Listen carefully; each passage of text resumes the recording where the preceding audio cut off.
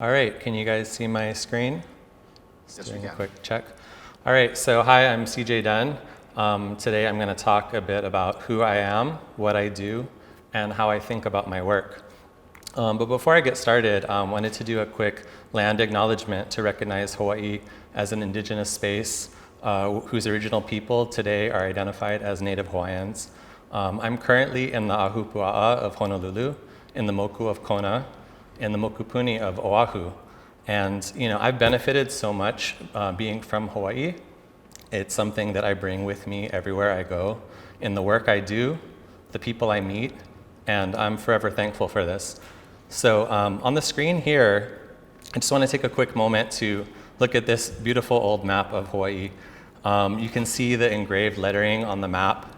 And you can see these details like the color highlights showing each moku around the island. At the top of the map, you can see Kahuku, where I was born. At the bottom, you can see Honolulu, where I grew up and where I'm currently located. So, I want to just kind of take a look at some of the details of the letters here. Look at how the names overlap. Things are not quite as neat and tidy as a contemporary map that you might be used to, but if you look closely, you can see there's so much energy here. Shows the important information and kind of embraces this chaos of all this information and just kind of going with it. And sometimes I think that we need a little bit more of this energy. So yeah, just something I wanted to kind of point out. Like it's good to look back and see what we can learn from the visual landscape of the past. So right now I'm in Chinatown, and this is special to me because as a kid, I could ride my bicycle here. We would come here on the weekends and just ride through Fort Street Mall. And then actually in 2012, I had a solo art show in this exact space where I am right now on Nu'uanu and Pauahi. And back then it was known as the Human Imagination. So it's an honor to be back here in its most recent incarnation as Base Bookshop. And I'm even more honored that they're using my typeface, Luvette, for the logo and brand identity. So thank you. Travis Sasaki did a wonderful job with that. And the shop is beautiful. I hope everyone can come and check it out when it's opening this weekend. So also big thank you to Ali for organizing this talk. And best of luck to Ali and Travis in their new venture with Base Bookshop. So to get started, a bit about me. This is the text from my website, cjtype.com. And I think this kind of summarizes a bit about what I do and how I think about my work. So I'm going to use this as a framework throughout this talk.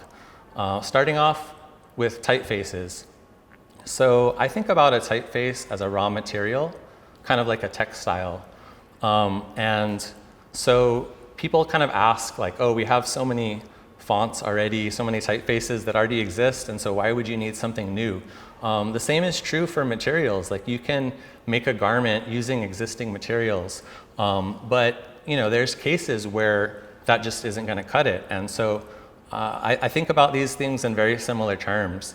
Specialized use cases require specialized materials. So this is something that textiles and type have in common. They're like a material in this kind of way. So first, one case for specialized development is in the technical properties. So if you think about a textile, you have these technical fabrics that can be waterproof, breathable, lightweight, optimized for these kind of purposes. And so, there's the kind of off-the-shelf stuff just isn't going to cut it for these special use cases. And similarly, in type design, you can have typefaces that are optimized for very specific cases. So this is a typeface of mine called Luvette. It has large optical size version as well as a smaller text version.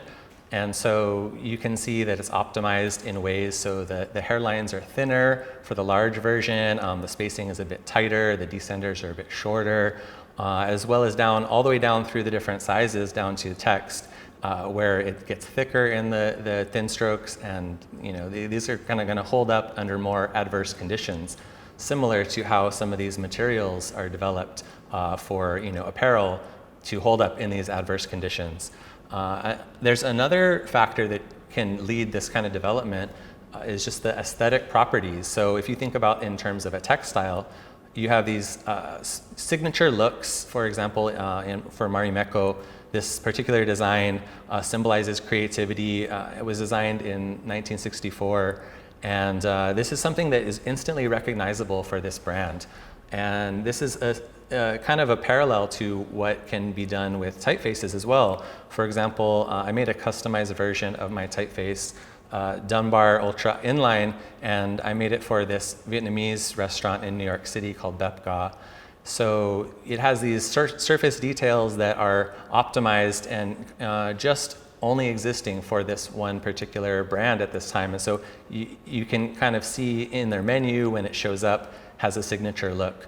So additionally, there's other properties that drive new technologies in materials. So for example, Issei Miyake is building customized machines for making pleated fabric.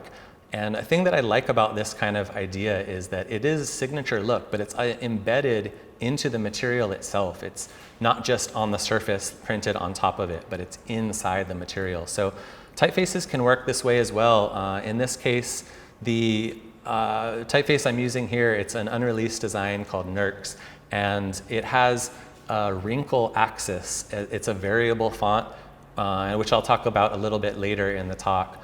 But you can see the center of the letter. In this case, I'm highlighting on the letter S, can actually change with a slider in design software, and you can really be changing the core part of the letter in an ownable way.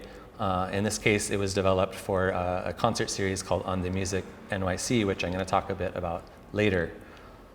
So my graphic design practice ends up functioning as a research and development for my type design and vice versa. So these two things work together, and I like to think about them as having a dialogue. So I can be testing in progress typefaces in my graphic design work, as well as getting new ideas as I'm doing graphic design for new typefaces.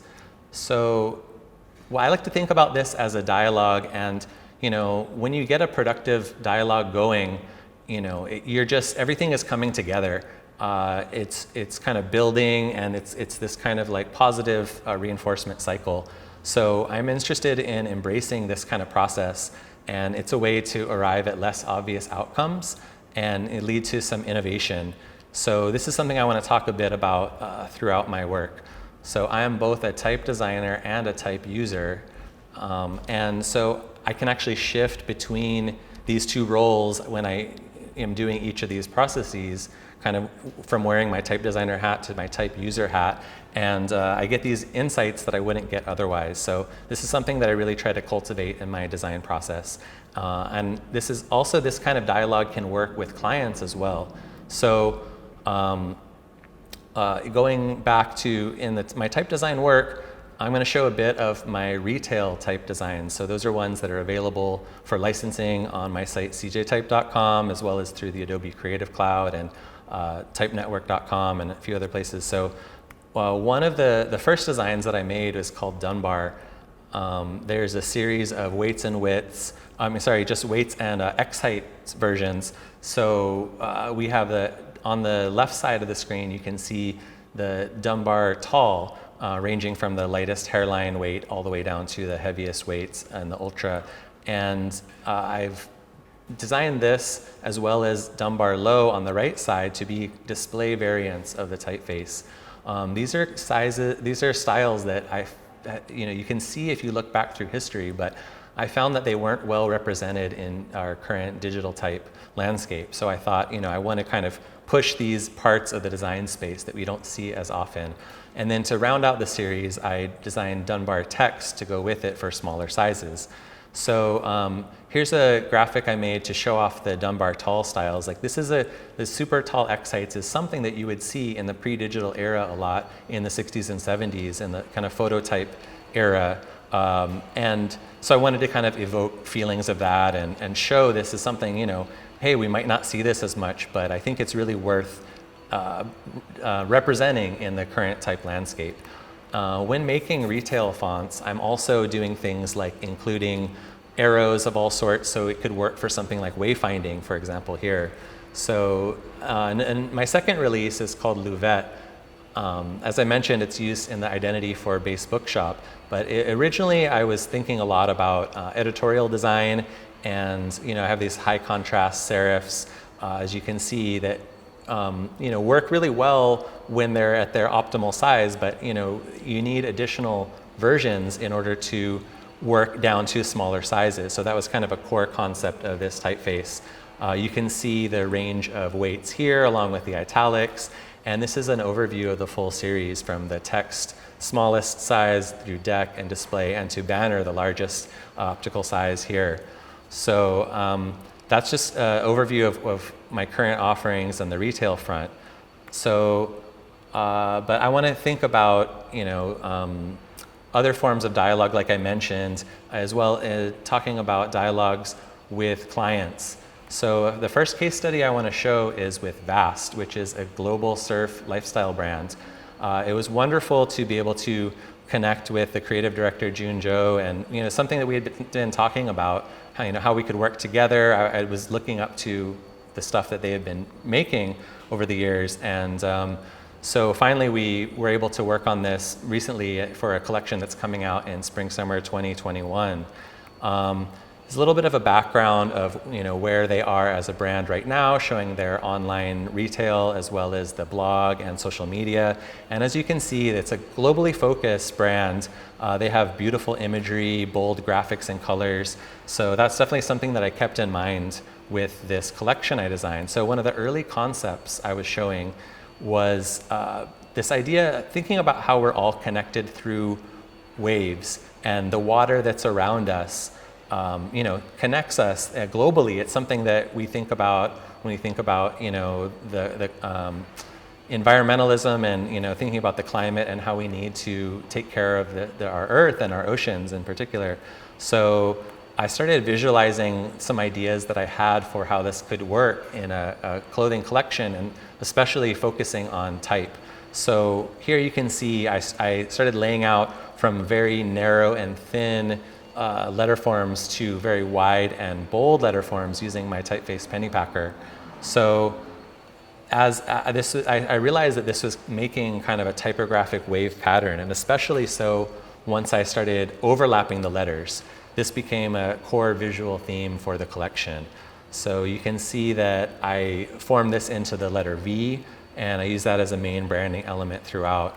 On one area in particular, this is how the kind of variation in weight and width was used in this graphic for a long sleeve shirt, as well as a patch that's applied to a pair of surf shorts. So it was just a way to kind of bring this idea of waves into typography. And there's a few ways that I approach this actually through this collection. So another way, I was thinking about not just ocean waves, but also sound waves, looking at some of the quintessential forms of waves from triangle, square, sine, and sawtooth waves, and deconstructing these forms to make them spell out vast. And so you can see on a graphic I was including in parts the entire waveforms here, as well as just the broken down letters themselves as applied to a hat. And then you can see how they're applied to a garment like a t-shirt and hat as well. So this was the kind of second approach for connecting waves and type. The third approach I did was actually bringing the waves into the letter forms themselves. I started by using a marker on paper and just kind of sketching out my ideas. I like to do this sometimes just to get the ideas out in the most direct form I can from my brain to a visual medium that I can then kind of evaluate with my eyes, see what's working, what's not working. And that helps a lot of times to go straight in that process and bypass the computer in those early stages to kind of just get the ideas out as quickly as possible. And you can see on the right how the forms evolved for the final version. So, it's a lot different, but at the same time, there's certain gestures that maintained from the original marker and pen drawings onto the finals. I can combine these letter forms with some beautiful photography from Vast that they had from their travels all around the world. I reduced the colors into these two-tone color patterns and overlaid them with the lettering that I did for kind of like a vibrating psychedelic effect. And I thought it was a nice kind of way to just connect to this saying from Vast of nature always wins, and showing how that can be translated in type and through this imagery. And a kind of nice side effect of this process was that I started experimenting, looking at taking the letter forms that I did. Originally, I just made the letters to spell nature always wins, but then I thought there was something maybe interesting there that could actually turn into a full typeface. So I started exploring what that would look like. And here I could actually set it in multiple words and just see how that might look in different combinations. So there would be more work that would need to be done for this to turn into a full-fledged typeface to release. But this is a little bit about how my research and development process works in my design work. So this is kind of a seed that I could plant for future type release. Looking back at it, I'm very happy with how this collection came about. And June gave me the freedom to explore and make my own take on Vast life. And throughout the process, he would kind of ask interesting questions like, if the graphics were sound, like what would they sound like?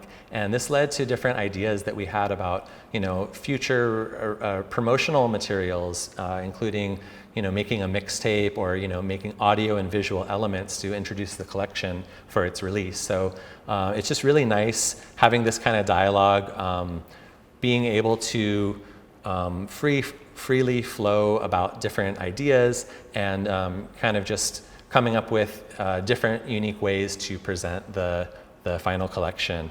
So a lot of times, honestly, we were just talking story. We would go out and surf, and in between talking about life and catching waves, just naturally ideas would come out that would make their way into the collection. So this was just like a really nice form of dialogue when we were really on the same page about how this stuff can come about. The next case study I'm going to show will show some examples of custom typeface design. So this is a case where I was hired specifically to design a custom typeface. In this case, it's for Queensboro FC, a new professional soccer team in New York City. So the process started out by just drawing a ton of cues. We drew so many more cues than this, but it just went on and on. But it was really great to just get all these ideas out here. And one thing I was really happy with, the design director, Dave Desipita, brought me in early in the strategy phase of the project. And so I really think that the best results come from collaborating on a custom typeface early in the process of a brand identity project, when there's room to explore before the identity is kind of like painted into a corner, and then the type designer doesn't really have much room to work with. So this was another wonderful example of just dialoguing with Dave about how we could conceive of bringing into bringing the strategy directions into the letter forms themselves, and seeing how that would work out before moving forward with any particular direction. So that led to further sketches of doing a bunch of QBFC options, as well as spelling out the full Queensboro FC for the logo type.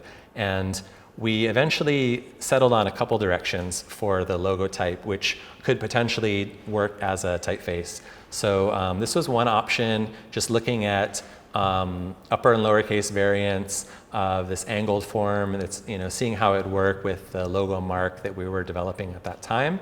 Looking at different layout options, vertical, horizontal, and this is an additional direction that we considered for the logo type, and looking at with the mark as well. So what we ended up going forward with was the option on the top here, again in different configurations. And so there's an interesting thing that happens once you have a logo type and you want to evolve that into a full-fledged typeface. So there's not all of the forms that will work from the logo type as a typeface. When you start looking at different words, in this case, different neighborhoods of Queens, you can see that certain forms are going to need to adapt to work in all these different configurations. So we also started looking at different kind of slogans for the possible slogans for the team. And also another fun part with this kind of sports typeface design is looking at custom numbers for the jerseys. So we looked at options for cut-in numbers, inline numbers, as well as some stenciling options. In the end, the cut-ins won out, and one thing that was kind of fun was I got to show different options for how thick the cut-ins should be, and depending on the size that they'd be used, as well as for the kind of graphic effect that they wanted to go for. And in order to achieve this, I used variable fonts, and so this is kind of a nice part of my process that's been evolving recently.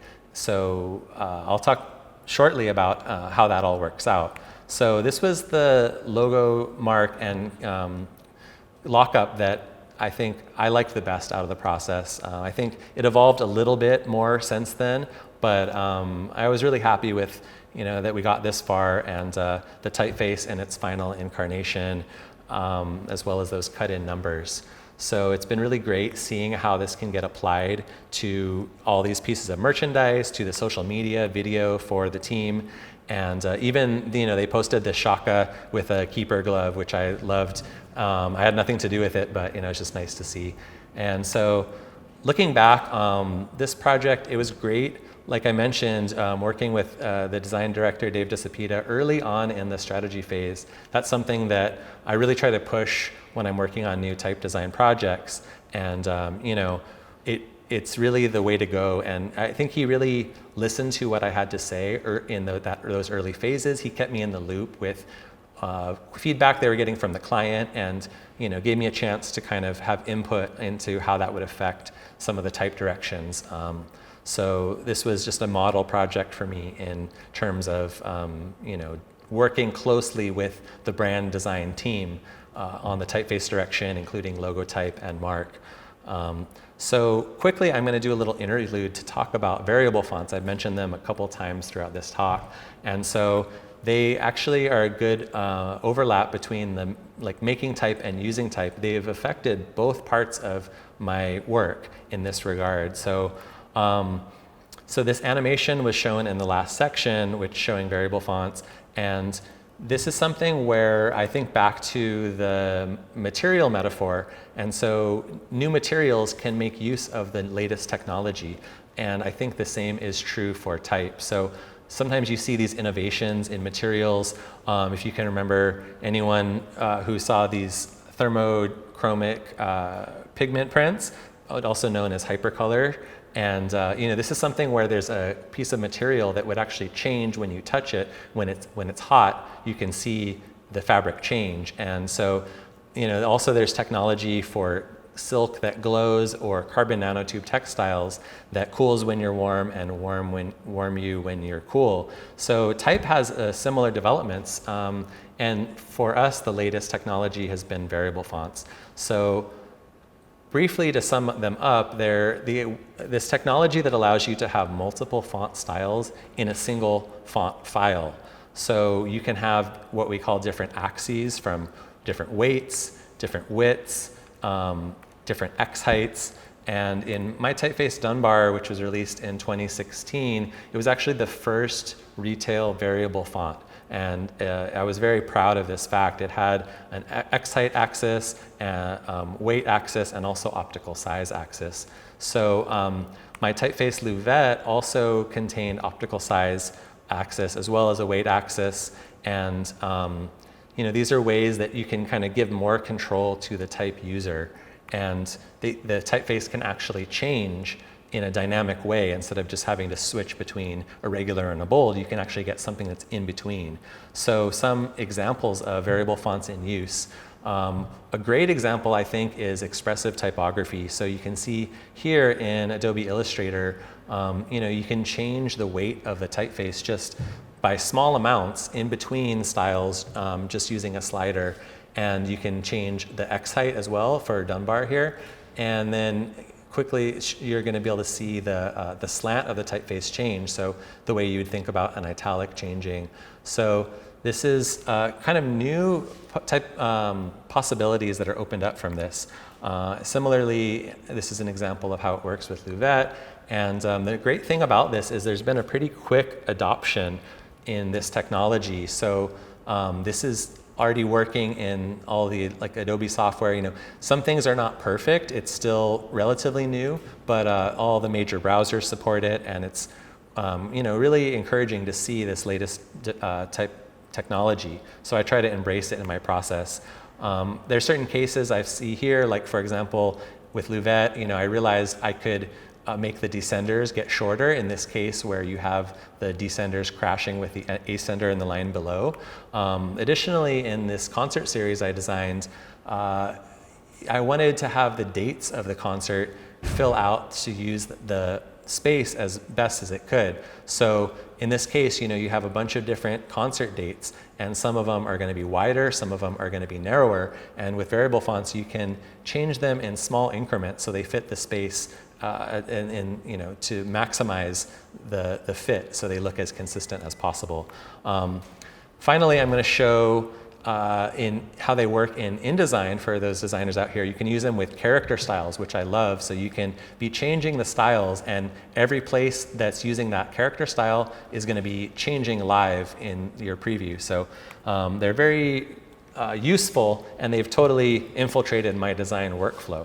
So back to the case studies, I'm going to show a little work I did for Eleanor Bauer, who's a choreography PhD in Stockholm right now, and PhD candidate. So she's this amazing artist. You might have, you know, people who are familiar in following the arts, they might have seen she's a performer for Matthew Barney. But she's really a wonderful artist, choreographer on her own. And I really encourage you to check out her work. It's really amazing. Going back to the kind of structure of the talk, I highlighted this word enjoys because I think actually joy is a very important part of the design process. And this is something I picked up and was reminded of in working with Eleanor. She has a part of her practice called the joy of dance. She even has a alter ego, and she gave herself the title of a philosopher in joy of dance. But I think that just this, you know, it's kind of tongue-in-cheek, but I think it's important to think about the joy in what you do and in the creative process. I think it really shows in the final work. So this is something that I really try to embrace in all of my work, and you know, I was really reminded of it in working with Eleanor. So we worked on a project for her PhD performance, and it was the group called the Coven Press, which generated text as well as doing the dancing for this performance. So it was a really interesting case to work on type that is, do the typesetting and typography for this whole printed publication that's related to the work done by dancers, but kind of happening in parallel with it. And they used all these interesting processes. They focused on this idea of remything, kind of rethinking things which we thought about as being fixed in kind of like our, there's a siren going by, and kind of in our post-truth world that we're living in, it can be kind of difficult, and they decided to take that back and try to kind of own it and realize that we are all living in our own subjective realities. So we might as well use that and work with it. And so, you know, it's just really a joy to work with all of this interesting textual material.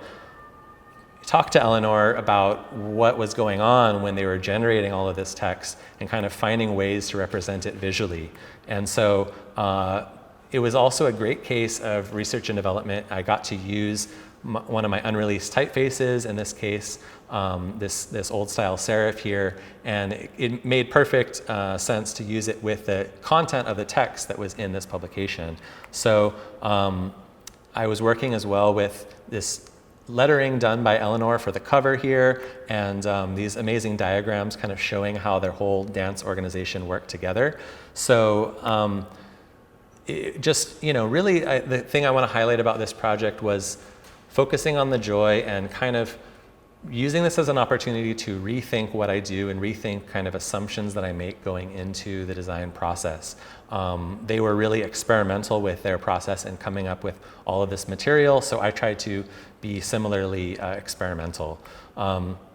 Next, I want to talk about a concert series called On the Music. I worked on the identity for the website from the very beginning, as well as all the printed materials for each of these classical concerts. And this is a wonderful chance to kind of like be very free and experimental. In this case, there was a piano concert that's called Piano Four Hands. So here I made a piano out of the text that says four hands repeated.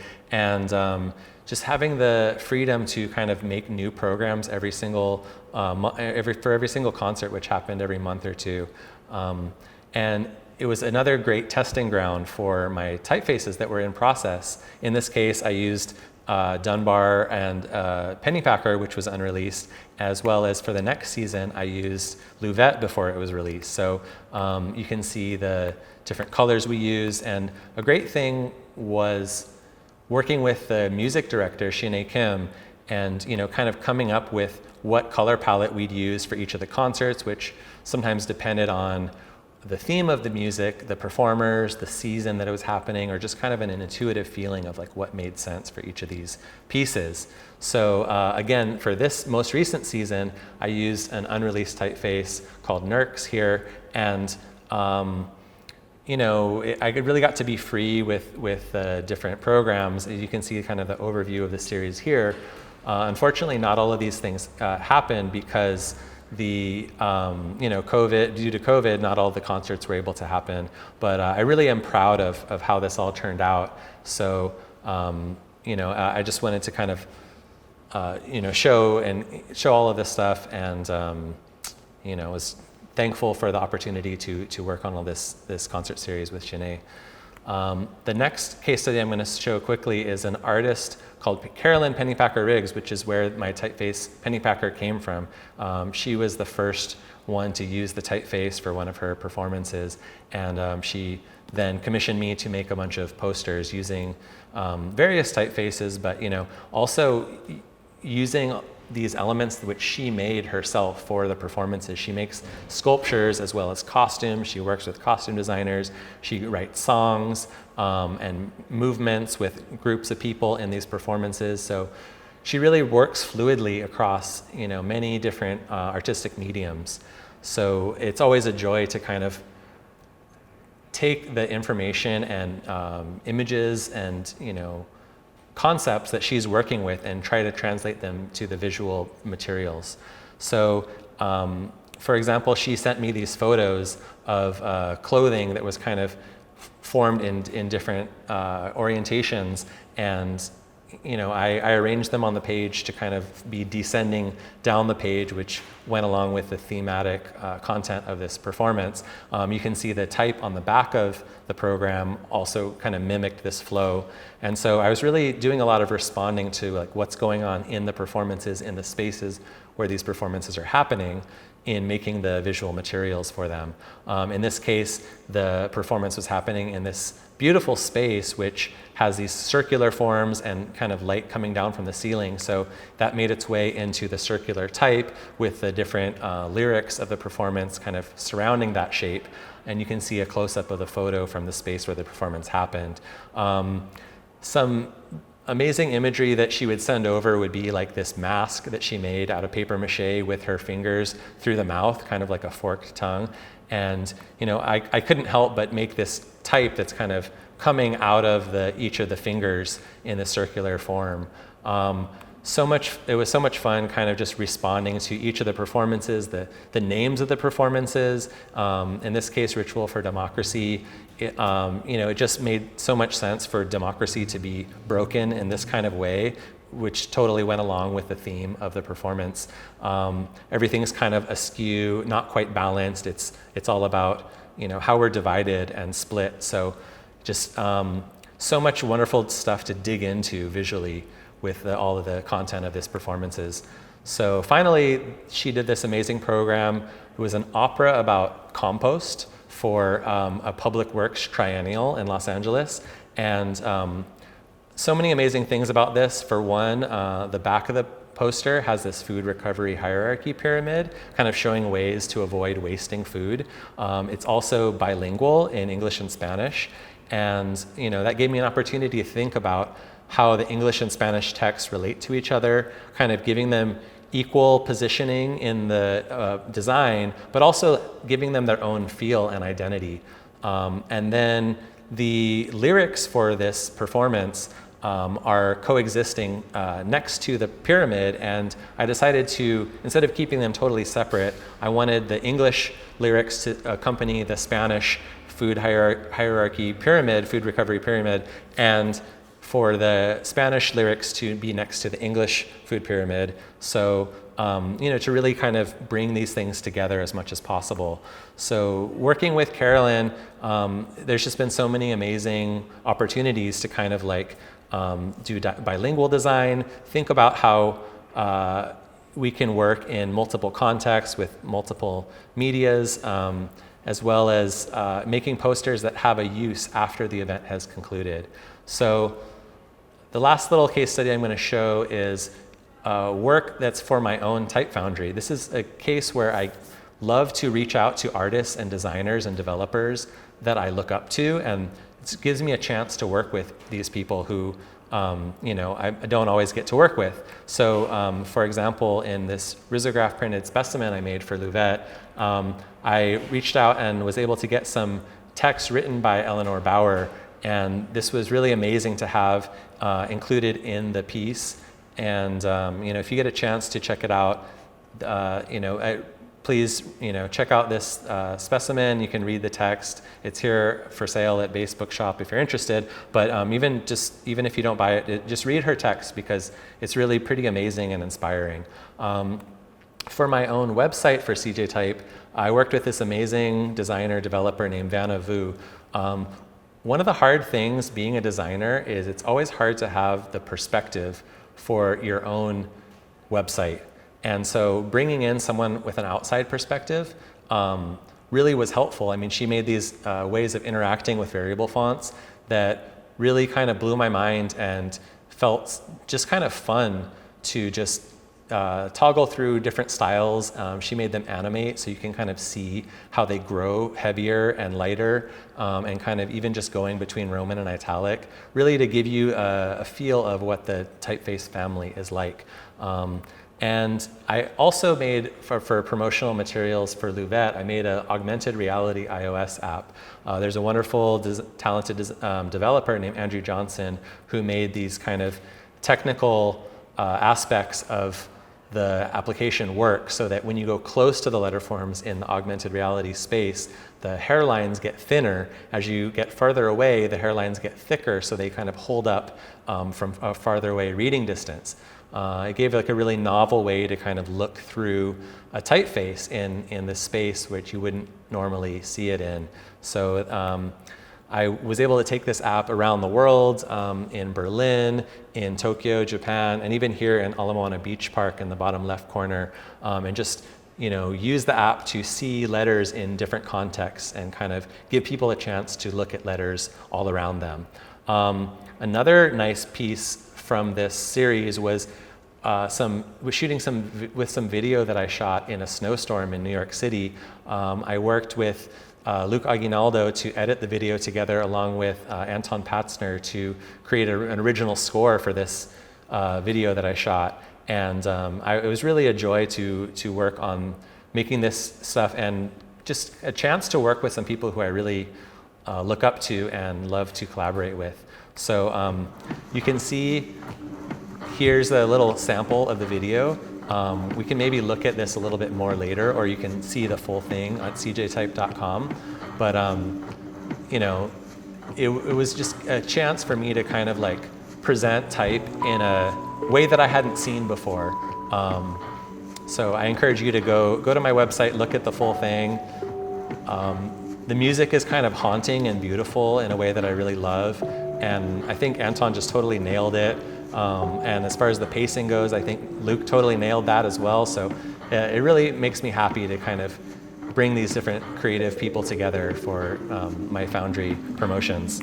So wrapping things up, I think about the dialogue that I've been talking about throughout this, and I really think that this is key for design and how I think about design.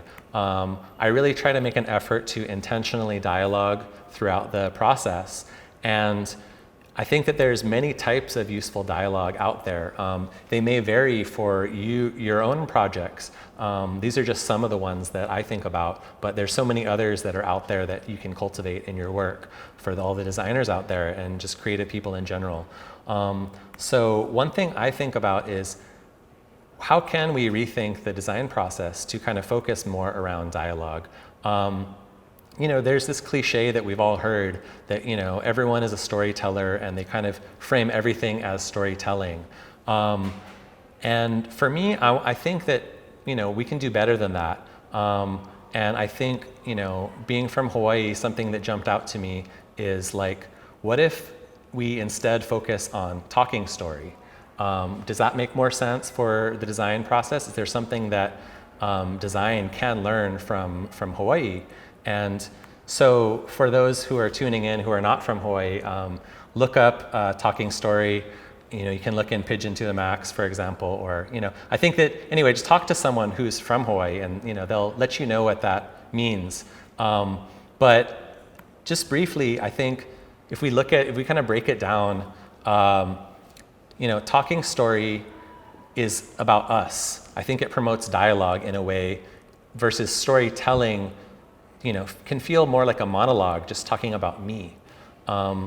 Storytelling can be one way, rigid, pre-planned, maybe even patronizing at some points. Versus, I feel like talking story feels multi-directional, fluid, emergent, inclusive. I think this is more the kind of design process that I like to promote. So I hope you can all, think about that, think about how that could work in your own work for those who are designers, and think about what we can learn from this tradition of talking story. So let's talk story, and thank you so much. I appreciate it.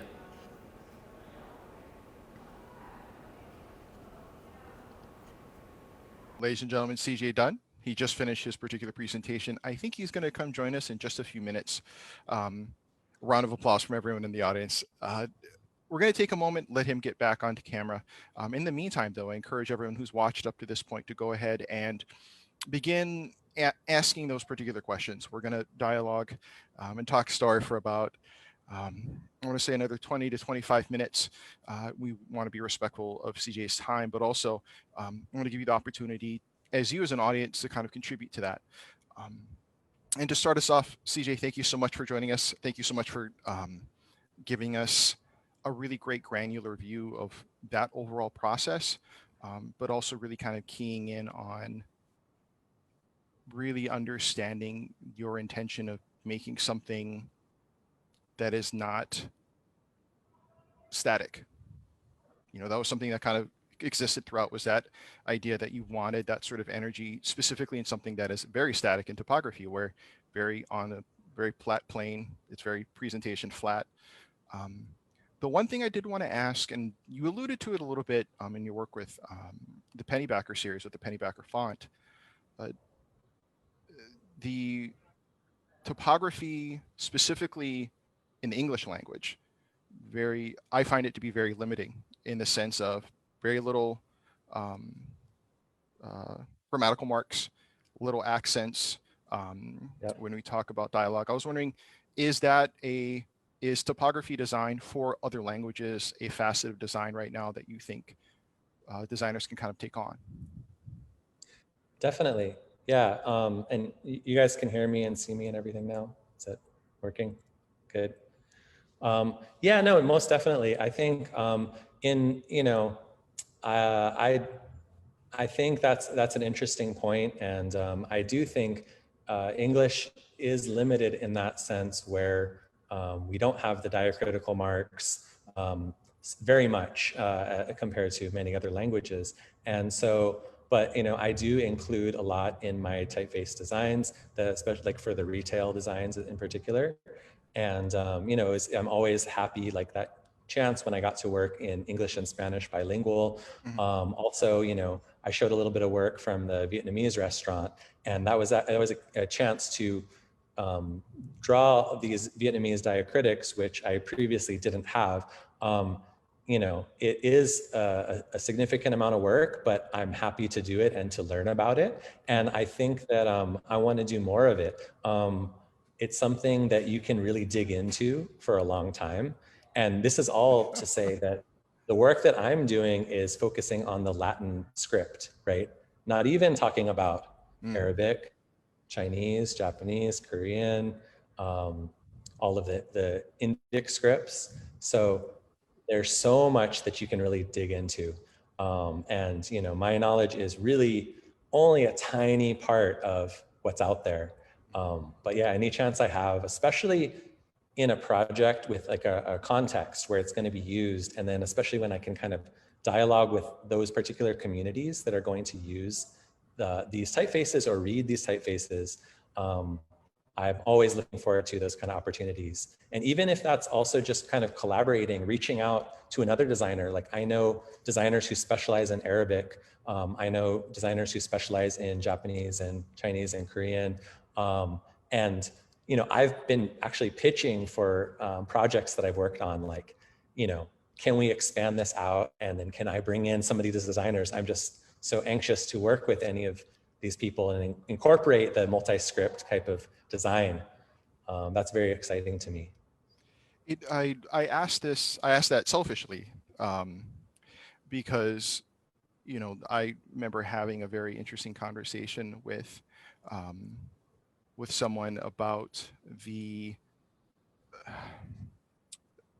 I remember asking very plainly, why do we always see Hawaiian jewelry with Old English script? Why do we see this highly decorative Hawaiian words? And even now, you very often see that. Why did it become this sort of avatar for what is considered to be so valuable to be attached to? And there was never an answer. No one had an answer. No one had a clear answer as to why that was. I have completely uneducated, I should say unfounded guesses, but I think there's perhaps like a British connection.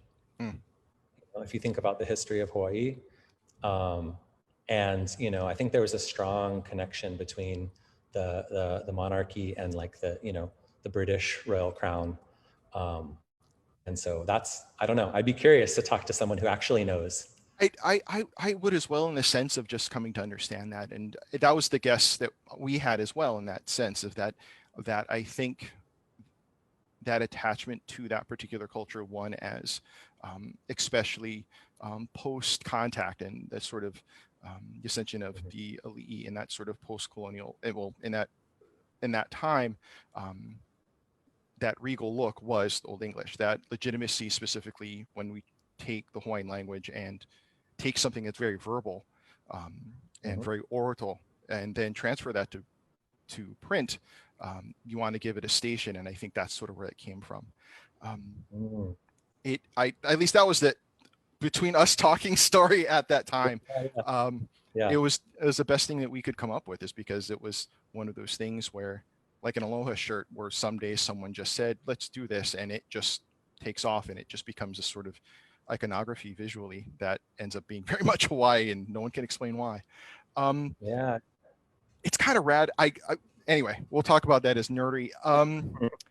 For you as a typography designer, as someone who designs fonts, can you sort of talk to us about what was the first sort of piece, or what was the first, you know, kind of presentation or design that really sort of caught your attention, that really kind of told you, I could do this for the rest of my life? What was that for you? So, you know, I started my career working for a skateboard company, independent truck company. And so I grew up skateboarding. And so I think like seeing skateboard graphics early on had a big impact on me.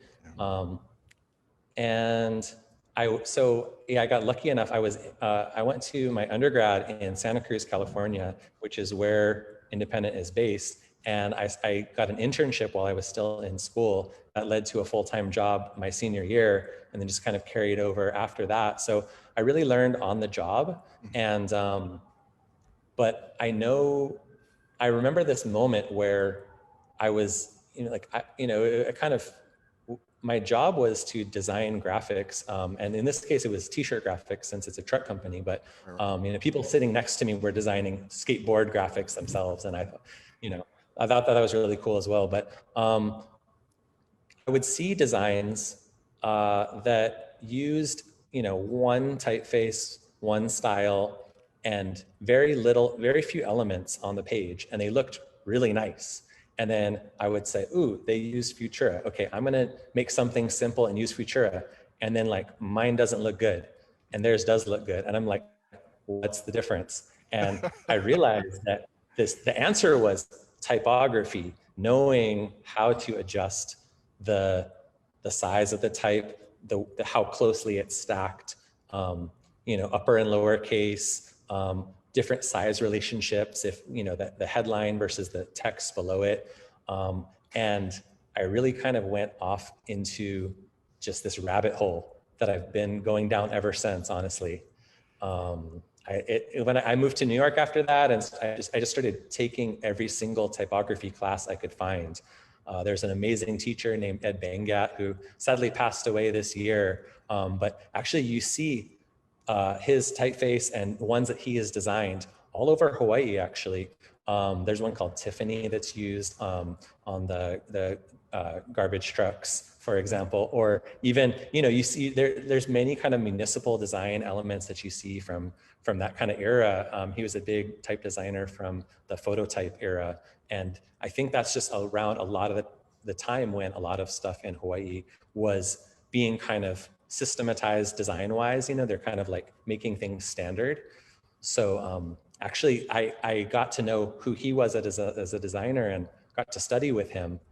And I realized like, oh, this stuff that I saw growing up was using his typefaces. So I just went from there, but that's kind of around the moment where my mind kind of just expanded. Funny that you say that for me, because one of my favorite thing was opening a Thrasher and looking for a Toy Machine ad, specifically Yes. because Ed Templeton was so non-precious about his own ads, and and every other ad was just clean. Here's perfectly framed, and everything kind of centered around that. And Ed would just draw everything across the page, and these long scribes of just like, the corporate blood-sucking corporation of Toy Machine wants your soul, give us your money. And it was just so defiantly ugly, but it was the most unique thing in the magazine. So for me, that was the first time I saw typography as a design language, and that I would look for it, and it just informed me. So I'm right there with you. Yeah. Well, and one little side note about Thrasher is the logo Thrasher. It's the typeface called Banco, designed by a French type designer named Roger Excoffon. And if you look up Excoffon's work, it's amazing. I mean, so like they basically took those letters and made them into an arc, and then you have the Thrasher logo. But that is a typeface, and it's learning about his work, Excoffon's work, sent me down a whole other rabbit hole. His work is amazing. So there's these kind of interesting connections you find between just things that you kind of saw and oh, that's kind of cool how like the vertical stroke of the letter doesn't quite touch. It touches, but not all the way on like the Yeah. T of the Thrasher, Yeah. little details, and finding out who made that. There was someone who made that, and it's this guy in France. And how did that make its way into San Francisco and Right. skateboarding? But Sorry, we could spend a good hour talking about logo design. I went down a rabbit hole the other day.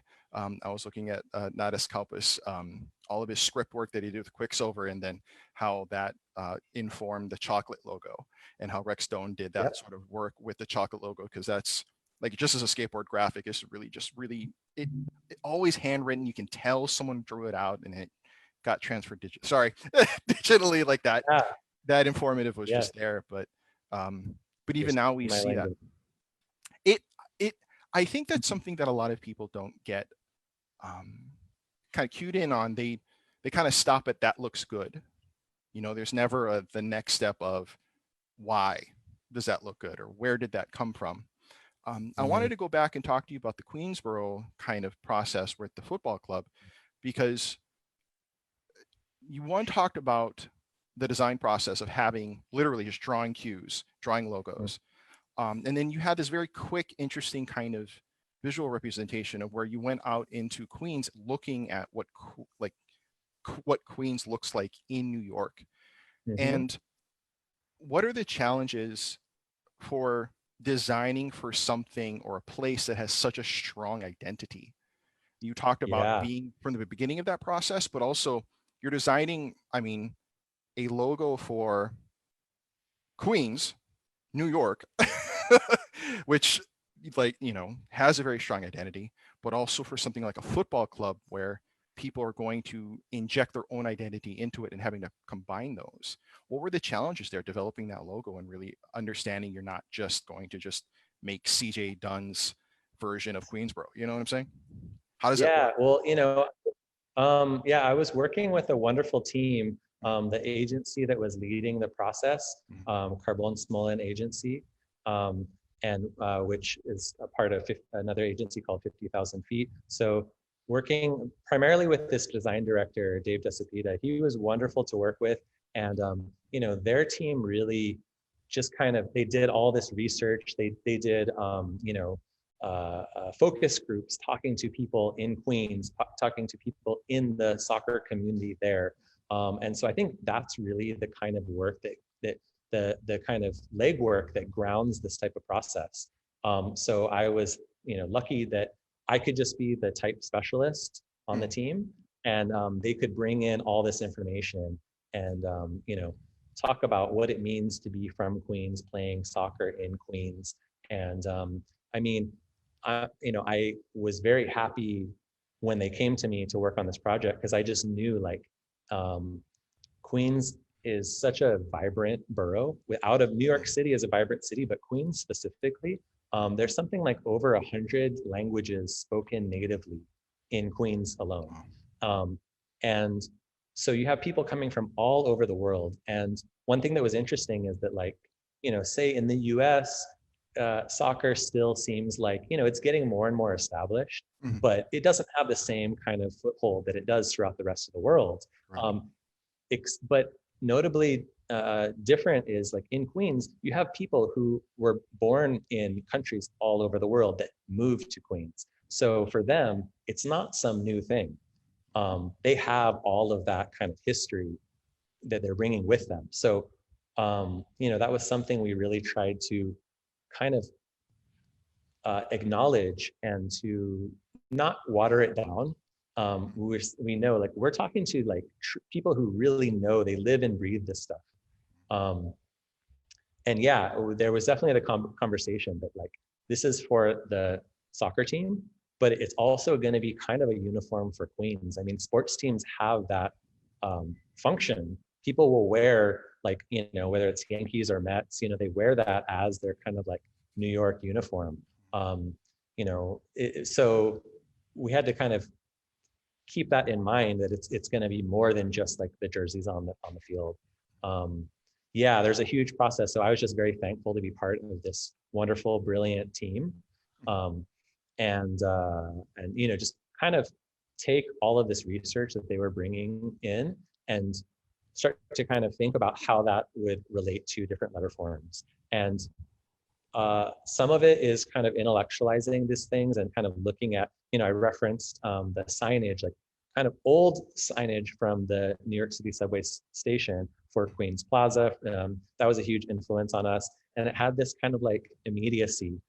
It wasn't too fussy. There's this word term, like a workman like form. It's getting the job done. It's all about hard work, not being too fancy and too fussy and too kind of, dainty. It's like, we're gonna say what it is. It's gonna be strong, get the message out there. And that led that I think that kind of ended up winning out, is just kind of about the kind of having a powerful message, and being something that people can really get behind, with also a bit of sophistication that I think you see in soccer logos and jerseys throughout the world. My personal opinion is that like the US sports logos are kind of tame, honestly. Look at what they're doing in soccer kits throughout the world. Like they're taking chances. They're like pushing the envelope as from a graphic designer perspective. So we wanted to bring a bit of that in, because we're like, these people who are the Queen soccer fans, they know what all those kits look like. Their reference isn't just NFL logos or something like that. It's like, they've seen stuff that's more edgy, and so we wanted to kind of like acknowledge their intelligence and the culture that comes with that. Makes sense. Final question, and this is going to be a quick one, and I'm going to put you a bit on the spot. In your opinion, and we're not trying to, ruffle any feathers, but in your design opinion, what is the most overrated font currently used? Like this is the one you're like,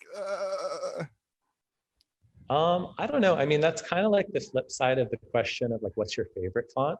right. And but it's interesting, because I feel like as you get deeper into it, you see things that maybe are familiar, but then someone will use it in like a really interesting way. To me, that makes so much more of a difference. I can think of a quick example, like somewhat recent example. So if you saw the movie Drive, they used a typeface called Mistral, and so back to here's a Thrasher connection. Same designer that designed Banco, which is the Thrasher logo. Mistral is actually a really amazing typeface. You see it in lots of cheesy contexts, and there's a long reason why that is, I think. But you'll see it just kind of like on, like a cheesy motel, or something like that, Sea Breeze Inn or something like that. So it has this kind of script look to it.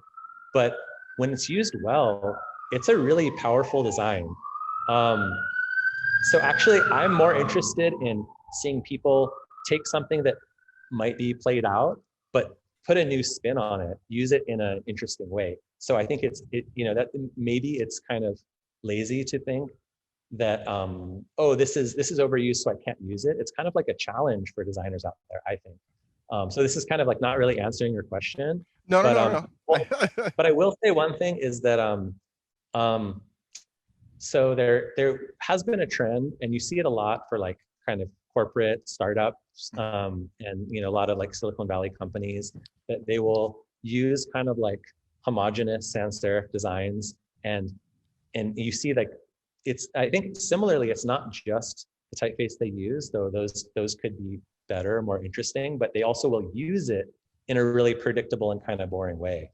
So you see all these redesigns, and they just start to look all like each other. So I feel like the usage of is kind of played out, and I think I like to see more varied, branding campaigns where they take something maybe that you have a certain association with, and they'll kind of flip it and use it in an unexpected way. So yeah, I think that's kind of even though I'm designing multiple like sans serif designs, I have nothing against that genre. But you can use sans serifs in an interesting way, or you can use them in a boring way. And similarly, you can use serifs and designs that have like lots of character built into the letter and just not really do much with it either, or like it kind of goes both ways. So I think that I encourage people to kind of use things in different ways and unexpected ways. Yeah, you can use something commonly used in an uncommon fashion and make it look completely new. Yeah, and then I also have my own personal little kind of I don't know, little kind of soapbox that I'm going to stand on, and I'm going to say I encourage people to look for new type designers, and not me in particular, but like look to people who are supporting themselves actively right now doing typeface design if you care about type, and license fonts from them. They're individuals. They're, sometimes it's, a lot of times just one person chops or maybe a couple people, but support living typeface designers. And you'd be surprised that if you do that and say something comes up, you email them, the designer will email you right back. It's kind of amazing. And so yeah, that like kind of will let the design practice grow, and let people put food on their table by making typefaces rather than using stuff that was made 50 years ago with the designer has long since died, and that now so many of those designs, the royalties are just going to like lawyers that bought up the copyrights, honestly. So support individuals, support designers, support living artists. That's my pitch. Ladies and gentlemen, CJ Dunn. You can find him at CJ Type on Instagram and Twitter, as well as thecjdunn.com, as well as cjtype.com, correct? That's right. Awesome. Thank you so much for joining us, ladies and gentlemen. A round of applause for CJ Dunn, and support living artists. They are doing their best to give you product. We want you to go out and find those people who are doing their work. And frankly, they're there and they want to design for you, and it keeps that talking story process together. Thank you so much for joining us here on Hana from the Hawaii State Art Museum. We want to wish everyone a happy, healthy, safe holiday season. Whatever holiday you celebrate, please do so safely and do it in a way that makes you happy, because I think this holiday season, we all need a little bit more happiness and joy in our lives. Ladies and gentlemen, thank you so much for being with us. Have a great night. Be safe, be kind. Aloha.